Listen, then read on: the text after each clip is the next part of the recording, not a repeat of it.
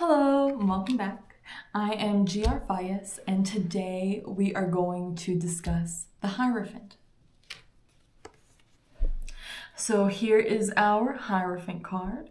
We have what appears to be this sort of maybe leadership figure here. We have a couple of followers below.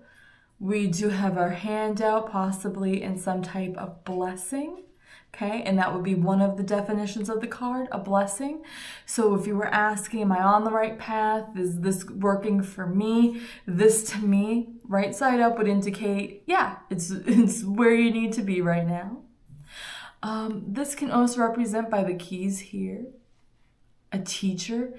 This can sometimes come up for teachers. Someone who has sort of the keys of knowledge and is trying to help people understand some of the information that's out there or synthesize some of the information that is out there.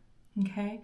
Another thing that I do like to make a special note of is right here. There's this one little spot of blue in the card, and it happens to be around the Hierophant's throat. Okay, and to me this indicates potential work or things needed to do with our throat chakra, which is also synonymous with the color blue. So if there are some other health things in the card, this may play into it a little bit, but it's not something I would overly think about, especially sort of at the beginning while you're learning on this reading journey. So the Hierophant, as we said, blessing, teacher. It can also represent more organized, traditional forms of religion and those larger entities. Our High Priestess represented religion, but she was more spiritual, inner workings, very intuition-based. This is definitely going to be something that feels more tradition. There might be a literal teacher. This could also mean that you're sort of finding someone who is helping you on your particular spiritual journey, whether it's your mastery of the cards, mediumship, anything like that. Some people do have a slightly more negative sort of feeling of the card because it is often associated with what I would say are the more traditional leaning religions.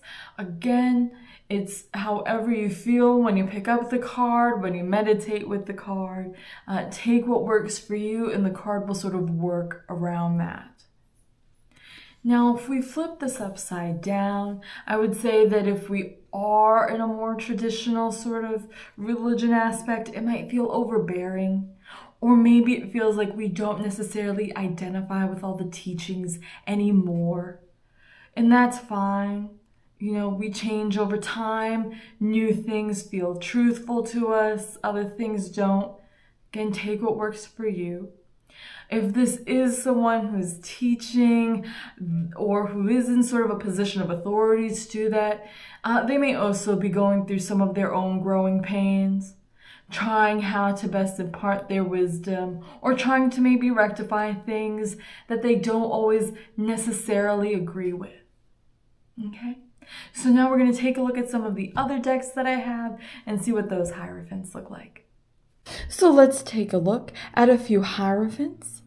The Legend of a Thorian Hierophant has these three children at the feet of this bard or poet, again hinting at the education aspect, hinting at imparting knowledge. This Hierophant, as well as our Rider-Waite version here, has the keys. So again, this hint that they have the keys to knowledge and can help you unlock these various things that you want to learn. This one, while he is sort of alone, also implies sort of a consciousness development. You know, he's obviously reading this book here, so he, while may not necessarily be with people, he is still working on improvement, on learning something. So again, thank you for joining me as we discuss the Hierophant. Take what works for you and leave the rest. Have a great day.